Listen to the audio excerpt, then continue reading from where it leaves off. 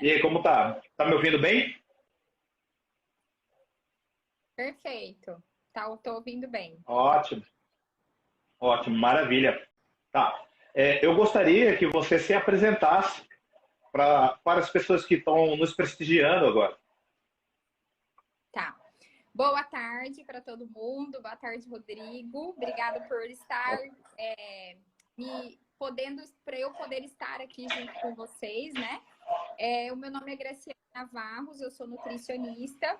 Eu atuo na área de nutrição clínica funcional e também na área da nutrição esportiva, com a meta principal de ajudar as pessoas a viver de forma mais saudável através de uma alimentação, né? De hábitos saudáveis. Então, essa é a minha missão aí de vida, de profissão, claro, né? Para ajudar muitas pessoas. Ótimo, ótimo, bacana. Sou o professor Rodrigo, vocês que estão aqui no meu canal já conhecem, né? Sou especialista em treinamento funcional, também dou aula de grupos, grupos, né? Especialidade em personal trainer. E agora nós estamos aqui junto com a Grace, que já se apresentou para nós. E vamos começar com algumas perguntas que já foram feitas antes mesmo do programa estar ao ar, né? Vou falar os nomes, né, das pessoas. A melhor vamos deixar para o final. Ficou boa aquela. A tendência, ou melhor, a intenção dessa live é uma live mais descontraída, entendeu? Então, aberta também a perguntas e respostas. Se vocês tiverem sugestões, podem falar. Mas o tema principal é o treino e a alimentação na pandemia, tá bom? Bom, vamos lá começar pela primeira pergunta. Essa é da, da Carla. Ela queria saber o seguinte. Tá. Graça, o jejum intermitente, ele do início, ele acaba bom, né? Tanto é que ela estava falando, comentando para mim que emagreceu bem. Por que, que é só no... e depois no final? Tá. Tá me ouvindo bem aí, né? Tô ouvindo. Tá, beleza. Olha. Bom, de jejum intermitente, a gente precisa considerar muitas variáveis, né? Depende para quem executar. Primeiro, eu quero que as pessoas entendam.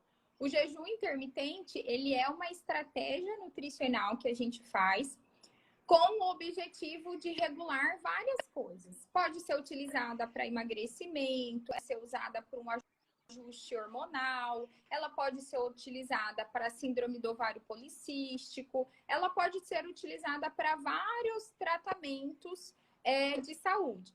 Porém, quem que avalia se essa conduta é a melhor naquele momento? A gente sempre fala que é um profissional habilitado para conseguir utilizar essa técnica, estratégia, na verdade, como uma alternativa de tratamento. Então, pensa se é uma pessoa que já vem fazendo uma alimentação inadequada e ela precisa emagrecer. Talvez, Rodrigo, iniciar com o jejum intermitente pode não ser a principal estratégia, porque esse corpo ele tá teoricamente desnutrido, ele não recebeu todo o nutriente que ele precisa, né? E aí ela começar com o jejum intermitente, já faz uma restrição calórica, ela vai diminuir ainda mais a possibilidade de deixar o corpo dela nutrido. Então, qual que seria a melhor alternativa? Ela se alimentar de forma nutritiva, ainda não implementando um jejum intermitente para ela desinflamar o corpo dela.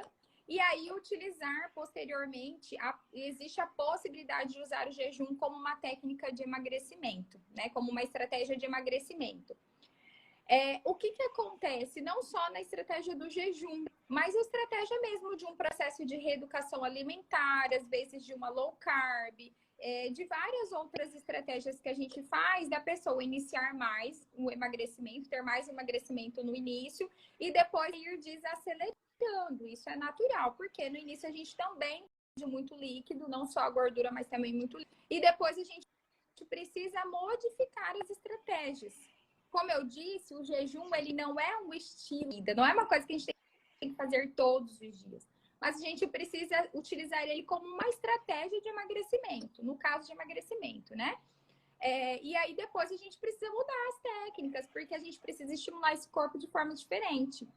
Então, talvez seria o caso dela fazer a técnica do jejum e talvez depois disso modificar a estratégia nutricional. Aí seria indicado o nutricionista avaliar qual que seria a técnica posterior ao jejum que a gente pode aplicar para ela conseguir gerar ainda um processo de emagrecimento. Mesmo tentando isso a longo prazo, né?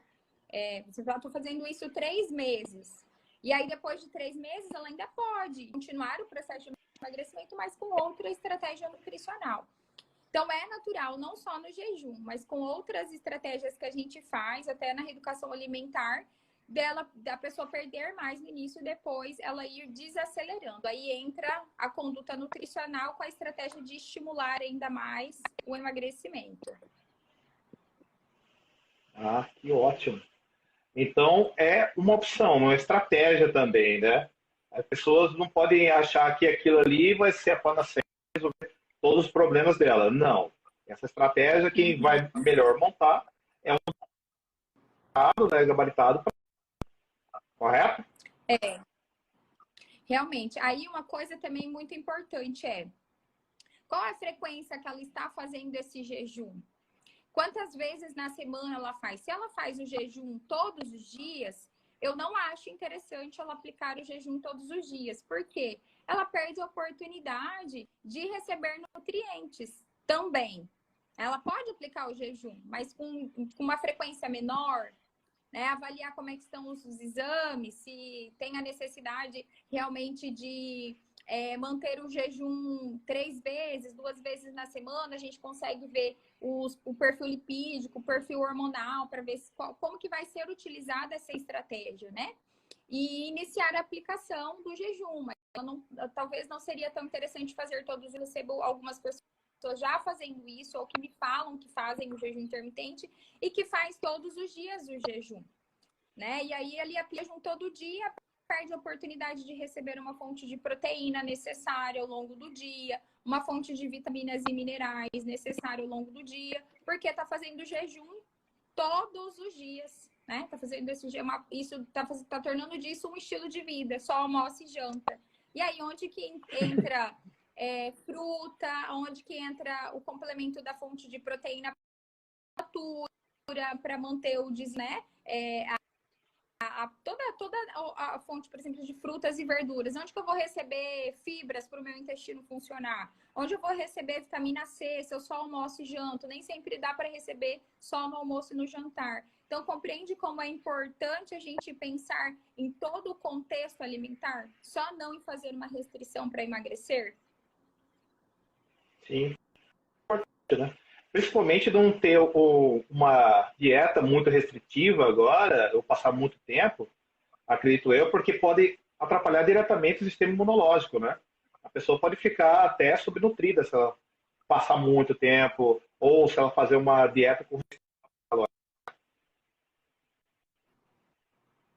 Com Oi? certeza. O fato de. Eu tô te ouvindo, tá? E é isso realmente isso mesmo. Inclusive, até de fazer um jejum intermitente diariamente e a pessoa não ter a oportunidade de receber os nutrientes necessários, ela vai ter uma subnutrição. Então, ela vai faltar vitaminas. E olha, falar bastante verdade.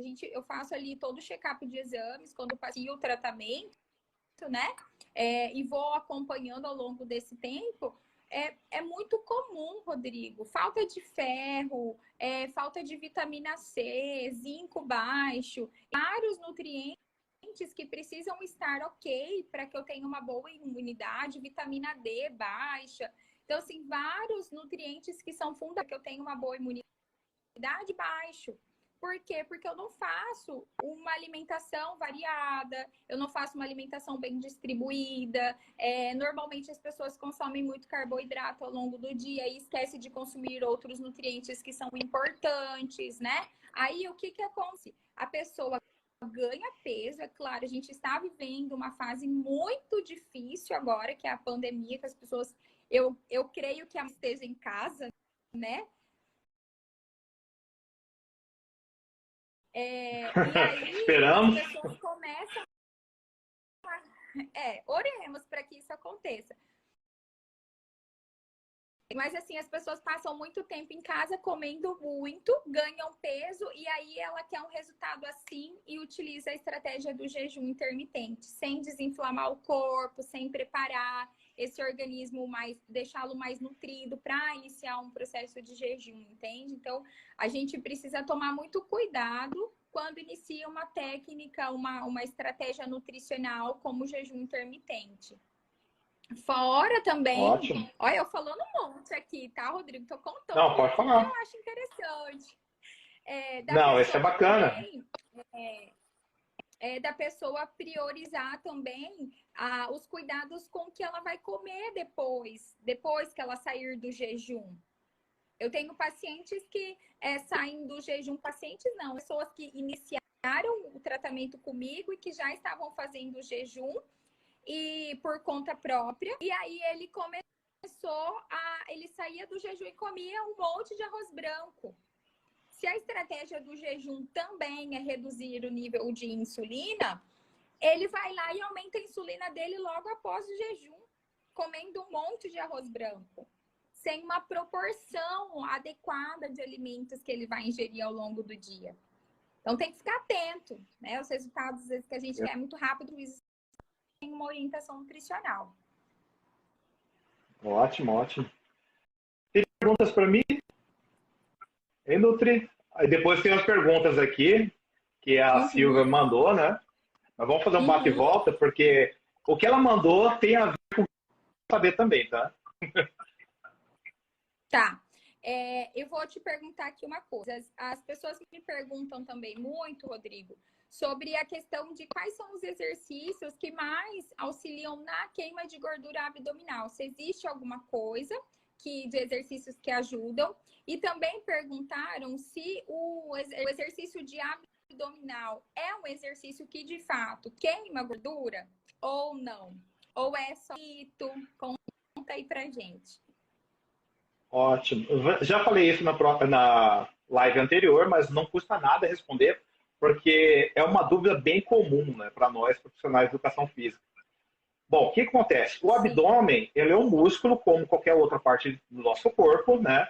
E quando a pessoa treina ele até a falha, ele hipertrofia. Ou seja, você ganha o volume muscular lá nele. Só que o que vai aparecer o tanquinho, o que vai aparecer a marcação, a definição, é justamente o quê? O baixo percentual de gordura, né? De gordura subcutânea. Como assim? Tem que aliar assim com uma dieta balanceada, nada de quero para ontem, né? Porque, principalmente nesse período, como já falei anteriormente, a baixa imunidade, né, pode causar uma coisa de supressão, que é baixar a imunidade, isso não é legal. Então, o abdômen, localmente dizendo, fazendo treinamento até a falha, sim, ele pode hipertrofiar. Vai fazer emagrecer naquele lugar? Não, porque a queima de gordura acontece em todo o corpo, né? Alguns lugares do corpo a gente percebe mais rapidamente e outros não.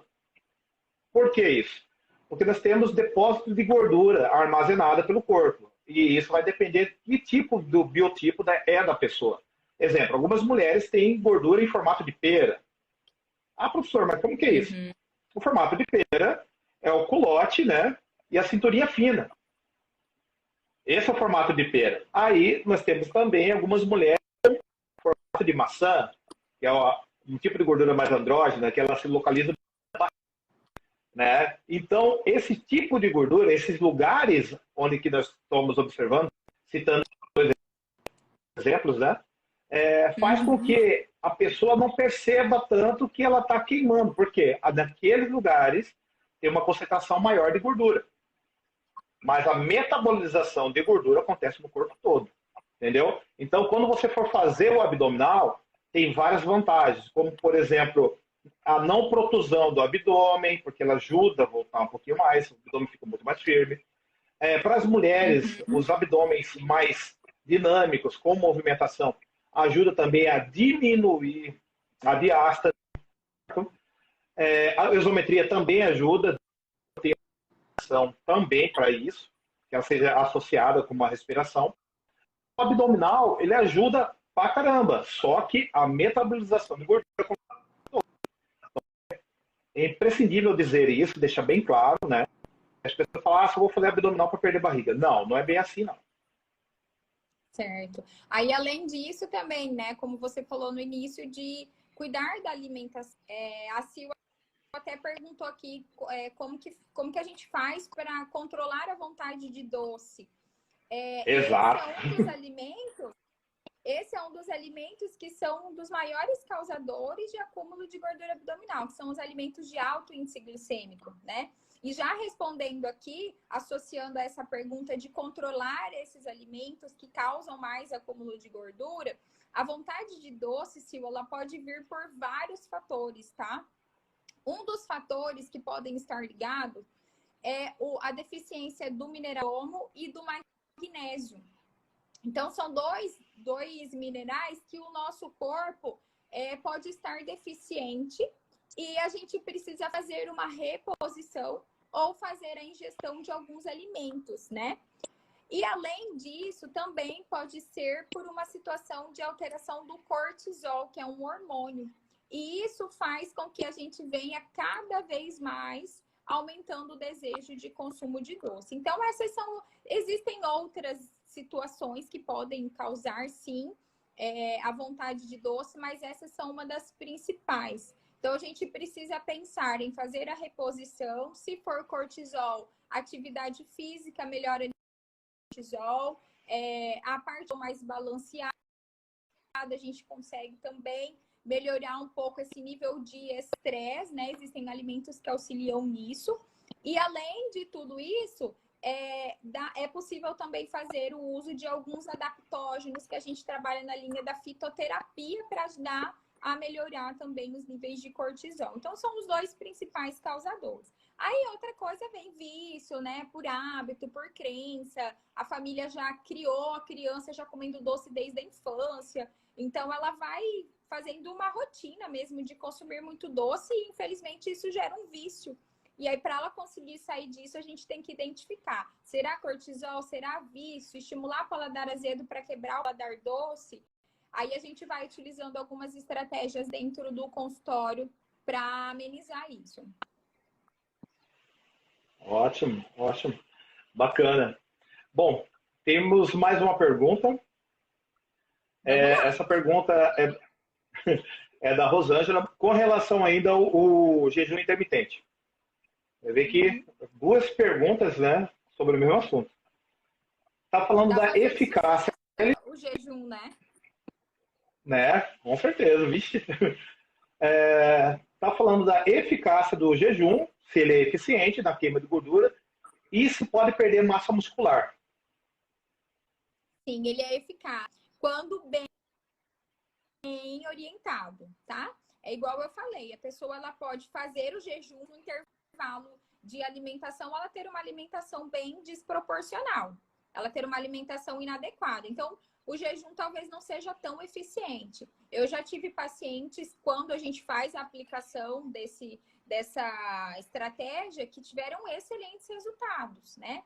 Mas assim, cuidando até mesmo do dia do treino, de qual seria a alimentação pré-treino, se ela entrar em jejum, o que ela precisa fazer. E aí os pacientes eles têm uma tendência muito menor a ter uma perda muscular.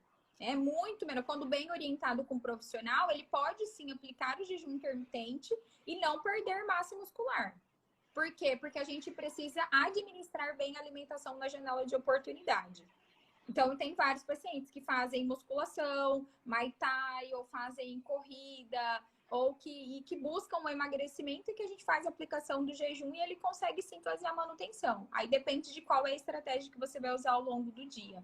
E ainda tem pacientes que fazem treinamento em jejum, fazendo a aplicação de jejum intermitente e conseguem treinar com uma boa resistência, porque o corpo também vai adaptando. Não é para todo mundo, mas tem muitos pacientes que conseguem porque o corpo faz essa adaptação, né, de treinar em jejum. Então, a gente precisa avaliar para quem, quando, em qual momento aplicar, porque isso também pode gerar, quem não está adaptado, começar do nada a fazer um jejum, ele pode ter uma hipoglicemia. Um treinamento, o rendimento dele pode cair demais, ele pode ter uma dor de cabeça recorrente. Então, a gente precisa analisar, mas é sim possível, ele é eficaz quando bem orientado e também é possível fazer manutenção de massa muscular mesmo em jejum intermitente. Ótimo. Perguntas? Eu tenho. Me perguntaram qual seria a melhor, por exemplo, para mães, né? Porque aqui também no meu Instagram eu tenho muitas mães que me acompanham, porque eu tenho uma bebezinha, quem tá aqui assistindo não me conhece, eu tenho uma bebezinha de 1 ano, pequenininha, e o Rodrigo tá sabendo aí da minha luta do treino todos os dias, e eu tô aqui nessa live só porque ela tá dormindo e já fiz toda a estratégia para eu conseguir fazer essa live. Mas tem muitas mamães, Rodrigo, que elas tiveram o parto, tudo, o bebê nasceu, e que tem diástase. Elas reclamam muito do abdômen que acaba ficando um pouco mais distendido por conta da diástase. Se algum exercício que pode contribuir com isso, né? Se é possível fechar essa diástase, ou se seria somente uma estratégia de cirurgia, né, para conseguir voltar ali essa musculatura. Não, não precisa tanto cirurgia, né? Alguns casos raros, onde a diástase está bem aberta, aí sim precisa. Mas exercícios bem orientados, né, ajudam a fazer com que a diástase seja diminuída. A diástase é um distanciamento na linha alba do abdômen, né, onde a mulher tem, por causa da gravidez, por causa da gestação. Em alguns casos, em alguns perfis, isso é normal. Normal ter uma diástase. Mas para fechar ela, qual é o melhor tipo de treinamento? O treinamento de hipertrofia, com ação isotônica, você vai trabalhar tanto a parte infraumbilical como supraumbilical, trabalhar todo o reto abdominal. Que percebemos que a respiração ela é muito importante também para ativar o trapézio transverso. É a musculatura que fica embaixo do reto abdominal. A musculatura profunda. Ela ajuda a fechar mais. Tá. Alguns exercícios e respirações, principalmente na prancha, auxilia em muito isso. Só que não é recomendado para quem pelo menos tem 6, 7, 8 meses pós-cirurgia fazer a prancha. Por quê?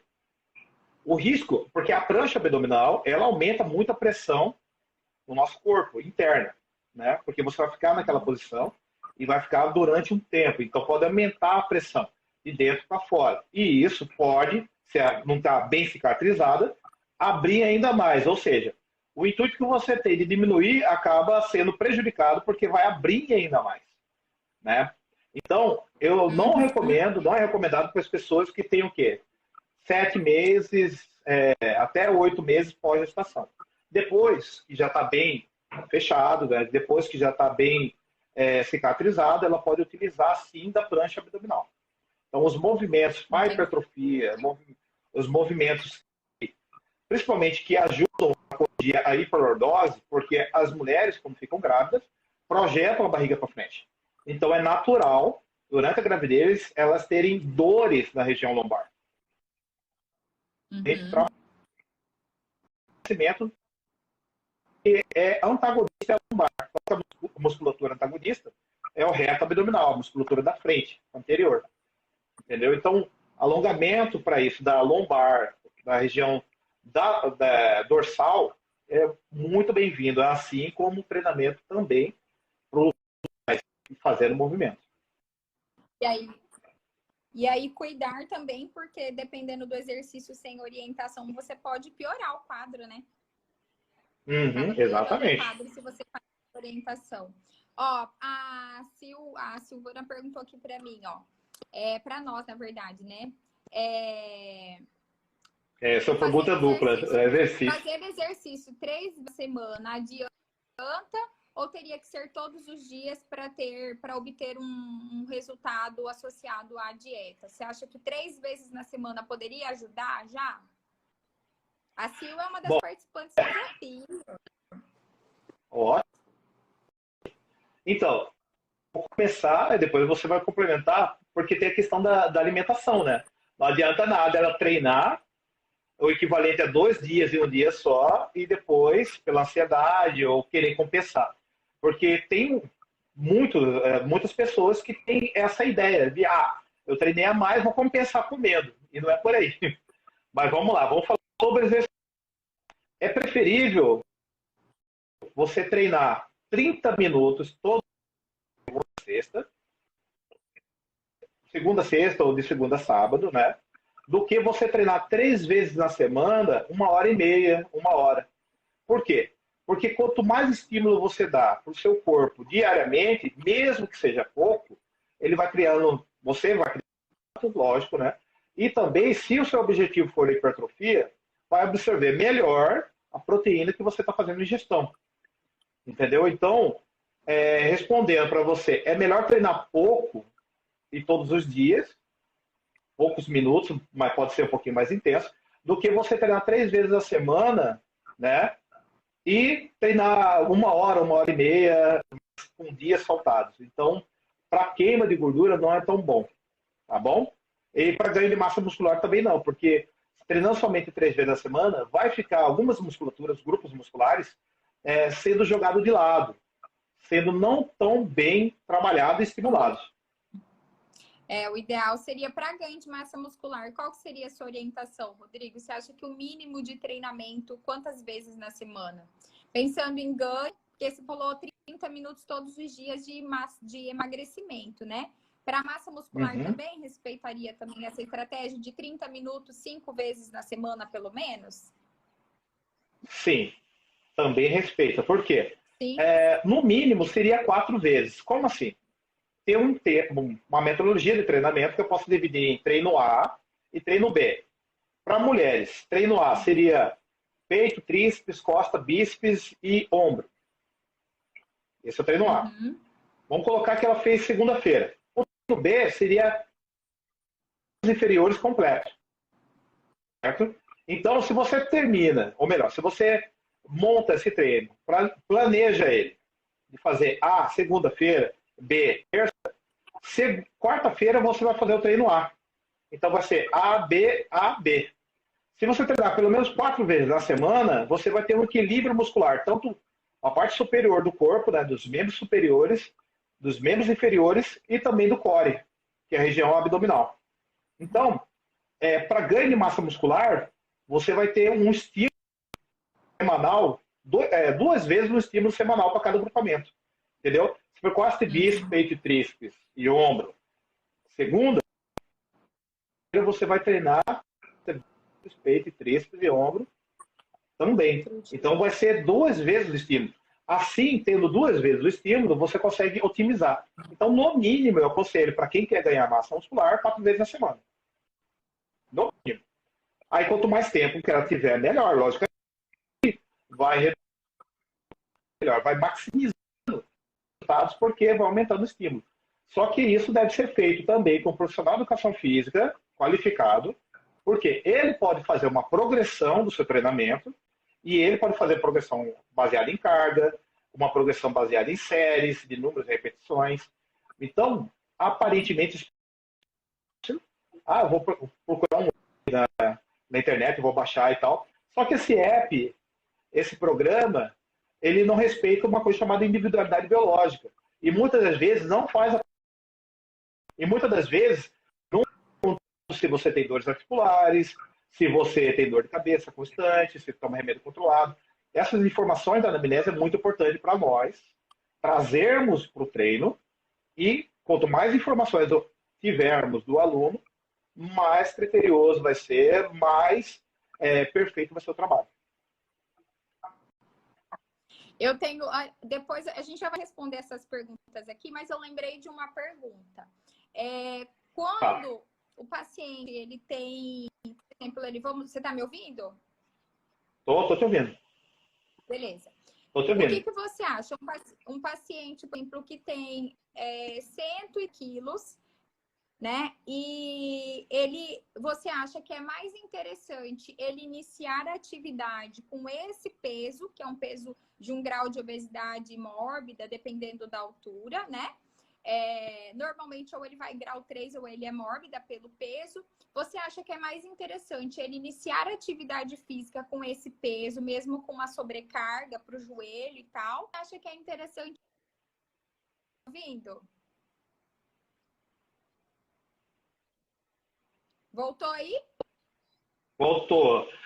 Eu só peguei a parte de que ele estava com obesidade mórbida, né? Aí você falou a respeito de ele fazer a atividade física ser aconselhado, né? Com esse peso, ou se você acha interessante ele diminuir um pouco o peso para ele iniciar a atividade física. Não, não, não. Ele deve fazer atividade física com esse peso, sim. Né? O que ele deve evitar, como ele está com sobrepeso e as articulações dele já têm uma pressão já por causa desse sobrepeso, por causa dessa obesidade, é exercício de salto e evitar exercício de corrida com longa duração. Por quê? Porque você imagine que o peso dele, articulações, na coluna, no quadril, no joelho, no tornozelo, já está excessivo. Quando a gente corre, quando a gente salta, nós aumentamos ainda mais a pressão articular. Então, não é recomendável para ele, né? Nesse primeiro momento, não é que ele nunca vai correr, nunca vai saltar. Nesse primeiro momento, não é recomendável para ele fazer salto e corrida. Eu, pelo menos, não indico. Tá. O que seria a melhor estratégia? No caso, ele fazer um treinamento muscular aliado com um treinamento aeróbico. Ah, professor, mas quando faria o treinamento aeróbico? Pós-treino. Porque o corpo dele já está trabalhando uma frequência cardíaca, né, onde vai ter aquela queima de gordura, aquela zona de trabalho que a gente quer, né? E ele, com o treinamento de ganho de massa muscular, você faz com que ele tenha maior dispêndio energético quando estiver descansando. E, aliado também com o treinamento aeróbico pós-treino, você aumenta o EPOC dele, que é o consumo de oxigênio pós-exercício. Né? Então, isso tudo, você fazer um treinamento resistido, que é um treinamento mais anaeróbico, fazendo com que ele tenha estímulo para o quê? Aumentar a massa muscular através da ingesta de proteína, através do treinamento, até a falha, né? E fazendo aeróbico, você maximiza os resultados de emagrecimento. Então, ele deve fazer sim.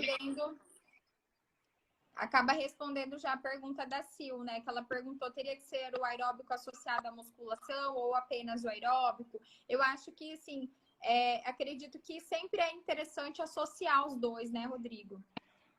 Depende do objetivo, né? Exemplo, tem pessoas que são ectomórficas, né? Elas têm muita dificuldade de ganhar massa muscular, então nós meio que cortamos também o aeróbico dela. Por quê? Ela precisa de mais outro estímulo, porque a predominância de fibra dela é uma predominância de fibras que não hipertrofiam. A grande maioria, né? Todos nós temos fibras que hipertrofiam, que aumentam, né? E todos nós temos fibras também de resistência. Só que cada uma pessoa, dependendo do biotipo, tem uma predominância de um tipo de fibra, que é de resistência. Ah, professor, mas o que seria a fibra de resistência? Você aciona ela quando você caminha. Ou seja, o exercício que aciona esse tipo de fibra é de baixa intensidade com longa duração. Né? O exercício que aciona o tipo de fibra que hipertrofia, que cresce, né? É o exercício de alta intensidade com curta duração. Exemplo, a pessoa consegue caminhar durante horas, mas faça agachamento aí durante 1 hora. Você não consegue. Você sabe muito bem disso, né? Não tem como. Então, isso é caracterizado com exercício de alta intensidade com curta duração. Certo. Ó, a Creative Box mandou essa mensagem aqui, essa pergunta. Quando e por que suplementar? Faço exercício mais de 3 vezes na semana e tenho ótima saúde. Todas as vezes que as pessoas falam sobre suplementação, é válido a gente reforçar que depende para quem. Muitas vezes a pessoa inicia atividade física e ela fala, eu já posso tomar whey, eu já posso tomar BCA, eu já posso consumir creatina, né, no primeiro mês. Então, quem não faz atividade, é interessante fazer pelo menos uma adaptação de 3 meses para a gente pensar em suplementação. reorganizar a casa, eu brinco, né? Vamos reorganizar a casa, vamos organizar a alimentação, pré, pós-treino, alimentação ao longo do dia, trazer nutriente, rever se tem alguns suplementos. Eu tô falando a parte de suplementação esportiva, né? Então, reorganizar a alimentação para ver se está tudo ok com a nutrição. Mas falando sobre suplementação de vitamina C, se ela tem deficiência, é importante ela suplementar. Se ela tem deficiência de vitamina D, ela precisa suplementar. Então, a gente precisa avaliar os nutrientes primeiro, para ela avaliar se ela precisa fazer essa suplementação para ter uma homeostasia do nosso corpo. E, em segundo momento, a gente pode sim pensar em suplementação. Mas também é muito possível as pessoas terem um resultado muito eficiente somente com a alimentação. O que muitas pessoas não sabem é que uma dose de whey equivale à fonte de proteína a mesma proporção que 4 ovos. Então, ela acaba imaginando que ela sempre precisa tomar o whey depois do treino. Mas ela pode aumentar o volume de proteína da dieta e também receber uma fonte maior de proteína. Então, não necessariamente ela precisa suplementar. Se a sua saúde está ok, os seus exames de vitaminas e minerais estão ok, você tem um bom desempenho no treinamento, não tem perda muscular, não tem dor muscular de forma significativa, responde bem à elevação das cargas, eu acho que não vejo a necessidade de uma suplementação. Aí a gente precisa respeitar a individualidade bioquímica, né, de cada pessoa para poder fazer a conduta mais eficaz. Ótimo. Tem uma pergunta aqui da Alessandra Huertas, minha aluna. E ela é direcionada para você. Quando eu abuso da alimentação um determinado dia, qual a melhor estratégia de treino e de alimentação no dia seguinte para que não acumule gordura? É uma pergunta para nós, né? Sim, conjunto, né? Posso começar? Uhum. Pode começar. Tá. Bom, primeira coisa, tá, Alessandra? Reavalie sobre a questão do abusar no dia anterior. Eu sempre falo que o abusar é quando eu como sem prestar atenção na minha sensação de saciedade. Então, eu ensino muito os meus pacientes, observe a sua sensação de saciedade. Quando você observou que está satisfeito, pare de se alimentar, né? Porque aí o alimento, ele deixa de ser aquela coisa prazerosa, ele passa a gerar um efeito negativo. Quando eu exagero, às vezes, eu tenho uma má digestão, eu tenho náusea, tem gente que passa mal de vomitar mesmo por conta de ter comido muita fritura, enfim.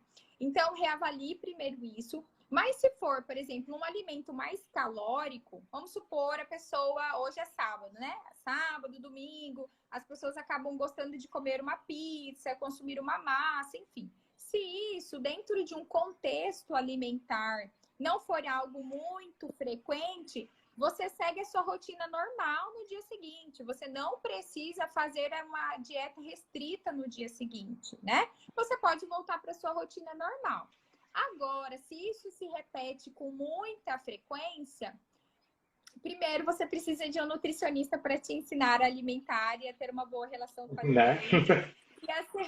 E a segunda situação é se algum dia eu exagerei realmente por uma bobeira mesmo, eu acho que é legal você tentar compensar no dia seguinte, controlando mais a quantidade, ficando mais atenta ao consumo de frutas e verduras, para não comer tanto carboidrato, hidratar bastante. E aí a gente pode pensar na possibilidade, sim, de associar uma atividade física para reduzir aí a chance de você acumular gordura. Ótimo, muito bom. Com relação ao exercício físico, como eu disse anteriormente, o exercício não é acumulativo. Evita de fazer isso. Por quê? Se você deixou de fazer um dia, aí no outro dia vai compensar para fazer 1h30, não é legal para a saúde, você vai sobrecarregar, e é como eu disse anteriormente, tanto é que isso é reforçado pela Organização Mundial da Saúde. É preferível que você treine 5 vezes a semana, 30 minutos. Tá? Isso aí tem um melhor impacto, tanto na queima de gordura, porque você vai ter um dispêndio energético todo dia, uma queima de gordura todo dia, né? Então, isso aí vai otimizar a lipólise, que é a quebra de gordura, a queima de gordura que você tanto quer. Então, é melhor você treinar pouco todo dia do que você treinar muito no dia que passou, eu jaquei, vou treinar mais. Não, não faça isso não. O mais importante é a constância e a persistência. Mantenha a constância e persistência. Nem todo dia nós estamos motivados para treinar. Todo mundo sabe disso. É por isso que a motivação tem que ser diária. Se não está tendo motivação, tem uma coisa chamada disciplina. Por quê? Tá bem? Treina. Não tá bem? Treina. O fazer por onde que vai te dar resultado. Então, se você treina todos os dias, não tem como você não ter resultado. Se você treina nos dias que é predeterminado por profissional de educação física responsável pela sua ficha, pela prescrição de treinamento para você, não tem como dar errado. Então, segue o plano. Não faça exercício acumulado. E o outro dia volte para a rotina e vai dar tudo certo, né? Assim, vai acontecer, viu, Alessandra? Da gente sair, sim, da rotina. Isso é normal. Agora a gente tem chances um pouco menores em relação a festas e tal, né? Mas, assim, você pode, sim, se permitir comer alguma coisa que seja mais calórica. Diminua, observe a frequência, né? Eu sempre combino com os meus pacientes 2 refeições off na semana, porque senão o objetivo ele fica muito distante. E aí, se você consegue manter essa meta de 2 refeições off na semana, tá tudo bem, você vai ter uma boa relação com o alimento. Senão a gente imagina que nunca pode comer pizza, nunca pode comer um lanche, enfim, nunca pode nada, né? E aí essa coisa fica sempre de uma frustração, de um peso na consciência. Então, acho que é bacana pensar ali na frequência que você faz e depois voltar para sua rotina normal e tá tudo bem, tá bom? Eu tenho uma pergunta, mas essa pergunta acabei vendo aqui agora, da Ellen Tosta. Mas eu acho que é para mim, peraí. Tem a ver com você, porque tem crescimento muscular, né? E nós sabemos que é multifatorial a hipertrofia, o crescimento muscular. Vamos lá. Para não o crescimento muscular, ou acho que é para o crescimento muscular, qual o ideal de aeróbico por semana? Agora sim. Bom, para o crescimento muscular, o aeróbico tem que ser reduzido, tá? Você pode fazer menos pós-treino, né? Se for, meu conselho, se for exercício de moderada intensidade, 15, 20 minutos. Se for exercício de alta intensidade, ou HIIT, você pode fazer uns 10 minutos pós-treino. Por quê? Porque quanto mais aeróbico nós faremos, né? Ou fizermos, quanto mais aeróbico, menos a gente ganha massa muscular. Imagine uma balancinha aqui. Se você aumenta em exercício aeróbico, a massa muscular vai reduzindo. Por quê? Porque é catabólico. A ação do aeróbico contínuo é catabólico. Vai chegar no momento que ele começa a queimar a glicose, vai começar a queimar a gordura, né, fazer a lipólise. E se você faz continuamente, vai começar a torrar proteína, que seria destinada para a musculatura, entendeu? Então, o exercício contínuo, longo, ele é sim catabólico. Exemplo disso, bom, vamos pegar o biotipo dos corredores de rua. Você não vê ninguém ali forte, musculoso. Por quê? Eles passam treinos, às vezes, de 1 hora, 1h15. Se fazem meia maratona, então, são mais magros ainda. Se fazem maratona, são mais magros. Por quê? Porque eles fazem muito aeróbico, tem muito dispêndio energético e acabam utilizando até de proteína como fonte de energia, entendeu? Então, o treinamento de ganho de massa muscular, como eu disse anteriormente, ele pode ser 4 vezes na semana para as mulheres, é o mínimo que eu recomendo. Por quê? Aí você tem um estímulo para os grupamentos musculares de pelo menos 2 vezes na semana para cada. Isso é bom? Isso é ótimo. Porque através disso, se a pessoa mostrar uma assiduidade, a gente pode aumentar o volume de treinamento para essas pessoas. Aumentando o volume de treinamento, aumenta também o estímulo, né? E é interessante também, Rodrigo, a gente reforçar que se a pessoa ela tem uma perda muscular, ela também reduz a taxa de metabolismo basal dela. Então, o metabolismo, ela deixa, e isso é muito visível, né? Ela deixa de ter um corpo mais ativo. Então, explico para quem está em um processo de emagrecimento.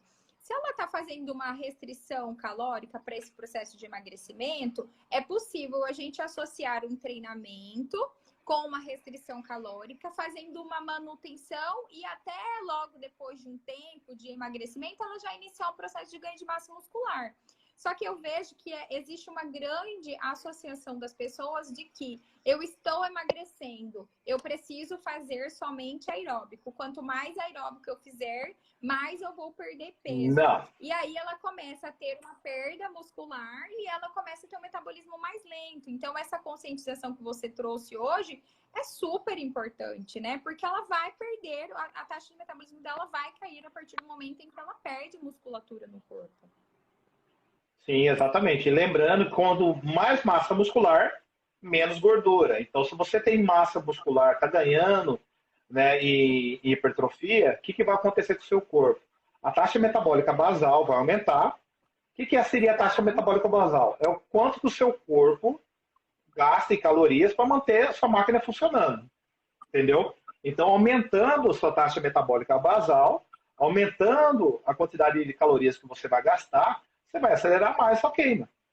Por isso que o ideal é o treinamento com ganho de massa muscular, de hipertrofia, também associado com um treinamento aeróbico, né? Mas esse aeróbico ele tem que ser bem balanceado para não fazer com que atrapalhe o outro estímulo, né?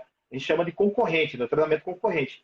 Então, ele tem que ser muito bem prescrito, e isso quem faz? É o profissional de educação física, né? Se conhecendo melhor, um trabalho personalizado, aí ele vai prescrever de uma forma que vai ficar coesa com o seu objetivo. E assim, também, eu não sei se você recebe muito essas perguntas, mas assim, os meus pacientes falam assim, ai, Graça, mas quando fala assim, treino de hipertrofia, eu não quero ficar igual Graciane Barbosa, não, né? Então, a gente eu já recebi. Que para chegar nisso, gente, quando a gente refere a hipertrofia, não é uma pessoa extremamente volumosa, é um desenvolvimento, é o aumento dessa musculatura. Não é uma coisa exagerada, mas eu preciso desenvolver a minha musculatura, né? Então, é uma coisa um pouco diferente. Às vezes, uma pessoa que tem um grande volume, uma coisa muito desproporcional, tem muita coisa por trás disso. Então, a gente precisa ter um pouquinho de entendimento quando a gente fala sobre hipertrofia e ter também essa tranquilidade do profissional poder te orientar e você ficar seguro de entender qual é a resposta do treinamento e a conduta nutricional também. Né? Só falando um pouquinho mais sobre a Graciane Barbosa, né?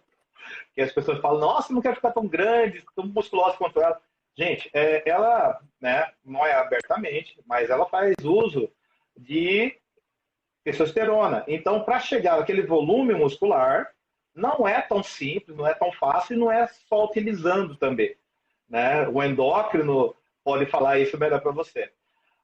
Naturalmente dizendo, a mulher tem menos testosterona que o homem. Logo, se você entrar na academia e pegar pesado, pode ficar tranquila que você não vai sair como o Hulk.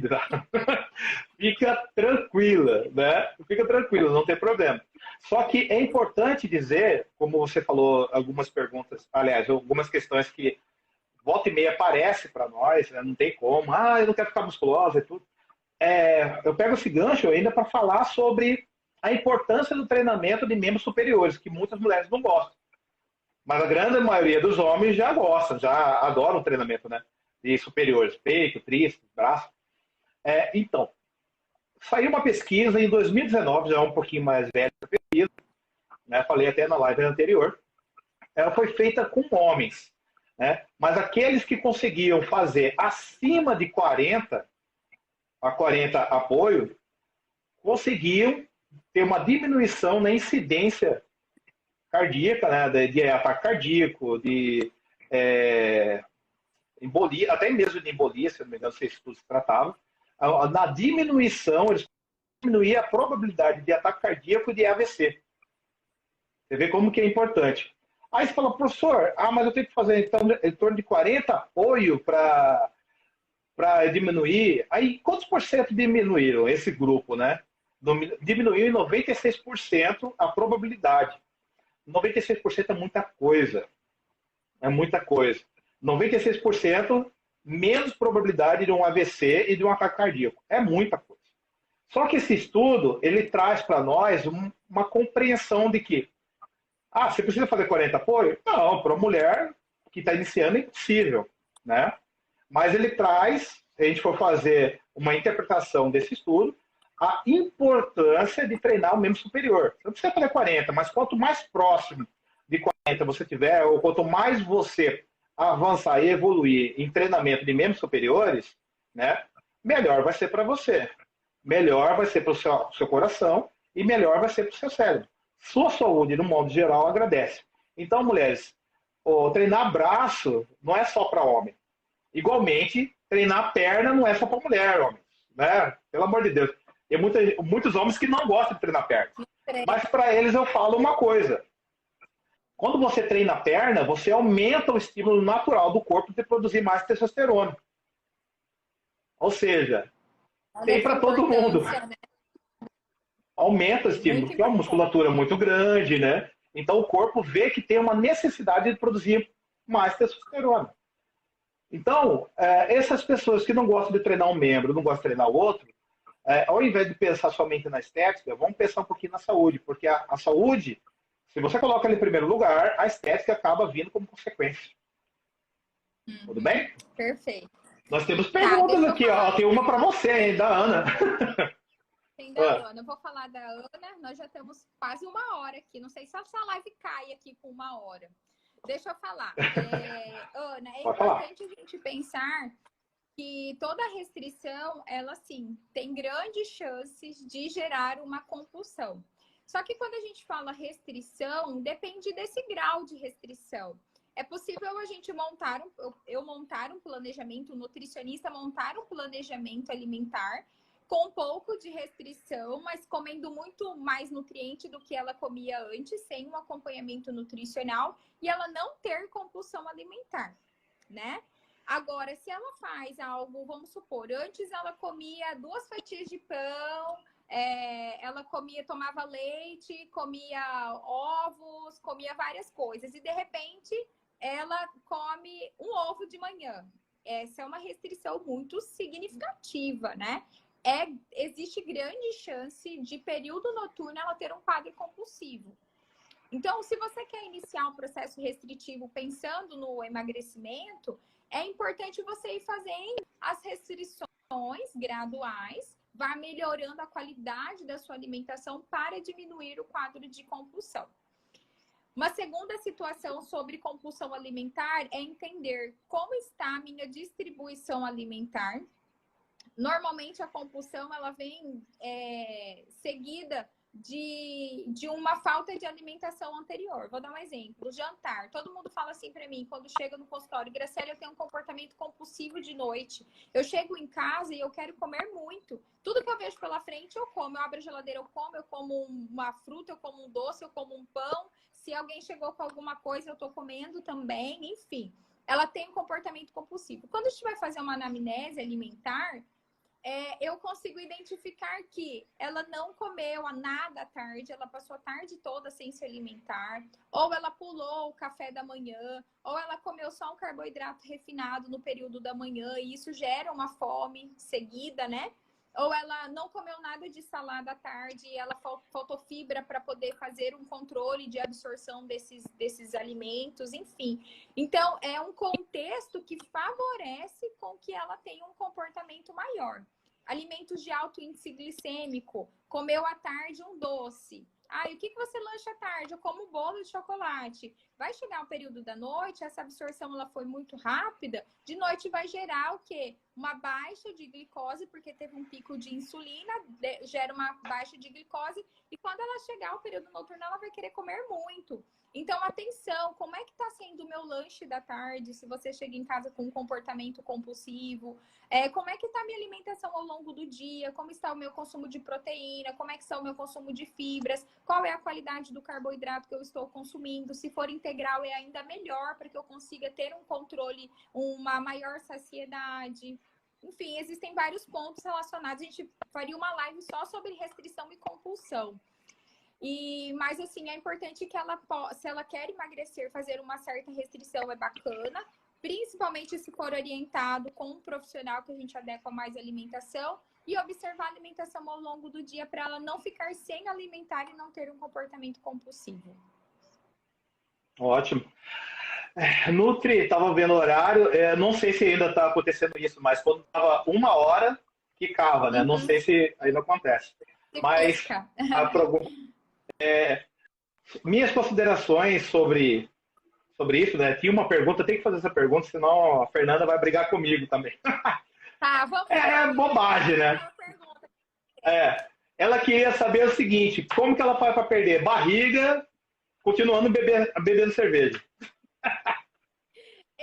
Olha, eu queria, Rodrigo, sério, eu queria montar um planejamento alimentar onde eu conseguisse fazer a dieta da cerveja, sabe? Eu ia ficar assim, ia voltar. Porque todo mundo que ama cerveja, eles querem essa fórmula mágica. Qual é o conselho que eu dou? Lembra da história de 2 refeições off na semana? A cerveja, ela tem sim bastante caloria, principalmente pelo fato da gente consumir muito. Por quê, né? A gente não, porque eu não bebo.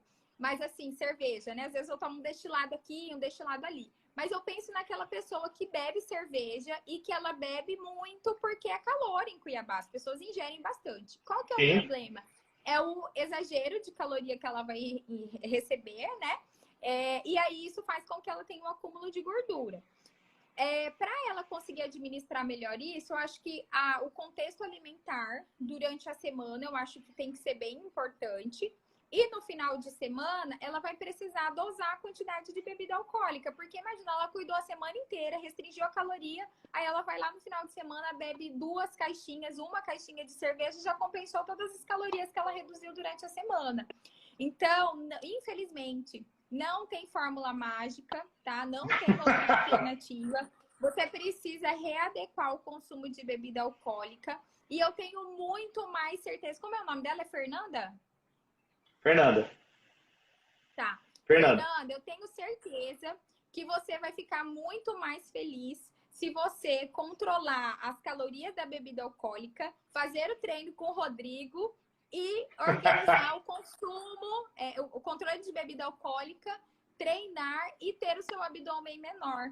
Então, assim, que você vai ficar muito mais feliz, porque isso é uma conquista que muitas pessoas querem, mas ninguém quer passar pela dor de abrir mão de algumas coisas. Né? Tem que entender qual que é o seu porquê. Qual é o porquê que você quer perder gordura corporal? Será que isso realmente é muito forte para você conseguir diminuir o consumo de bebida alcoólica? Né? Talvez não necessariamente precisa parar. Você pode administrar isso. Diminuir, né? Depende de qual.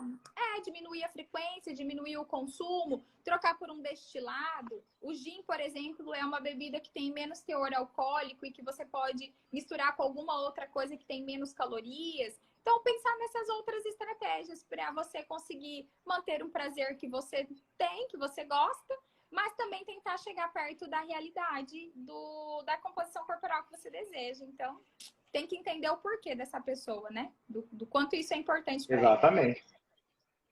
Ela treina e tudo, mas lembrando que o excesso de álcool causa catabolismo muscular, ou seja, atrapalha o ganho de massa muscular.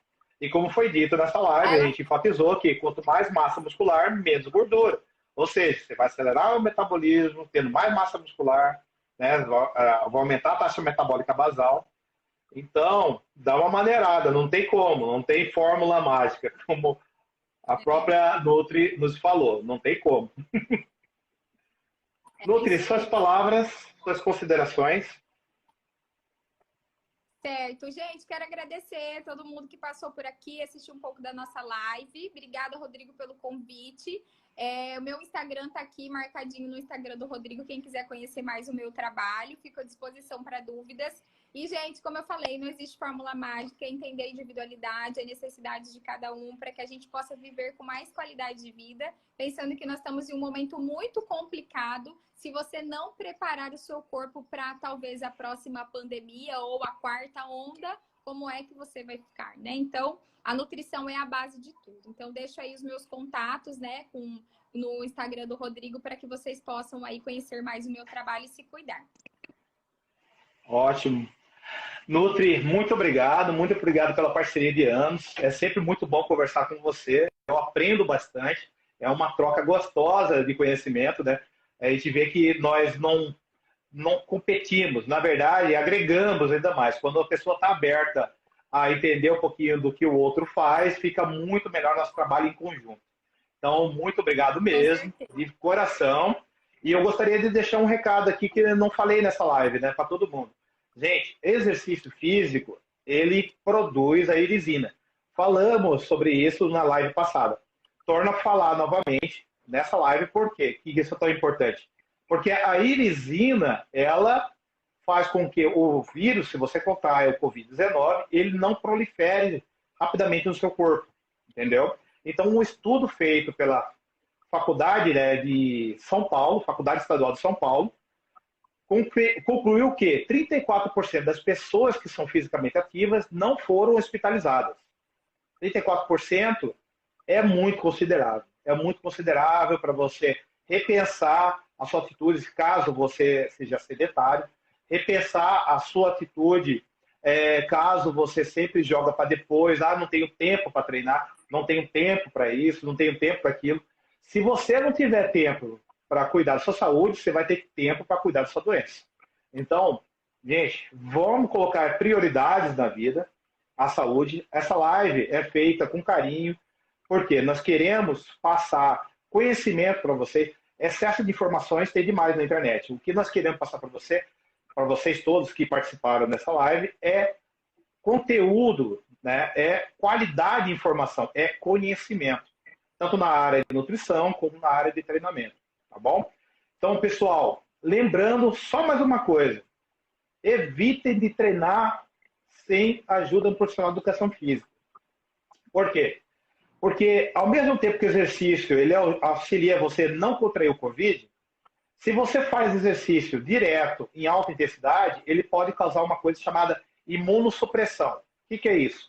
Abaixar a eficiência, a eficácia do seu sistema imunológico. E isso não é legal nesse período tão crítico que a gente está sofrendo. Então, gente, com saúde não se brinca. Quer nutrição? Quer fazer dieta? Não pega dieta louca. Conversa com a Nutri, conversa com ela, explica seu caso. Caso você tenha dificuldade financeira, tenho certeza que ela pode lhe orientar de alguma forma. Sair sem nenhuma informação, sem nenhuma ajuda, tenho certeza que você não vai sair. Né? Venha conversar comigo, explica a situação. Por quê? Professor, eu quero treinar. Não tem problema. Mas professor, não tem condições. Vamos conversar. De repente pode ser feito grupos, pode ser feito online, pode ser feito treinamento baseado nos meus treinamentos que eu passo para a distância, como eu utilizo muito no meu canal do YouTube. A Graça é de prova, né? Ela está vendo como o exercício passado pelo canal é intenso, eficaz, dá para sentir bastante. Entendeu? Então, gente, sempre procura um especialista naquilo que você se dispõe a fazer, seja exercício físico, seja através da nutrição, tá bom? Pessoal, muito obrigado a todos vocês. Vamos ter que encerrar. Eu vou editar esse vídeo, tá? Ficou muito bom, eu gostei. E eu vou colocar no meu canal, em breve, não agora. Mas ele vai ficar aqui com o contato também da NutriGrace, tá? No meu perfil do YouTube, tá bom? Gente, todo mundo. Graça, mais uma vez, obrigado. E até a próxima. Obrigada. Até. E aí, pessoal, gostaram? Acharam importante as informações repassadas aqui? Então, curtam esse vídeo e compartilhem. Forte abraço!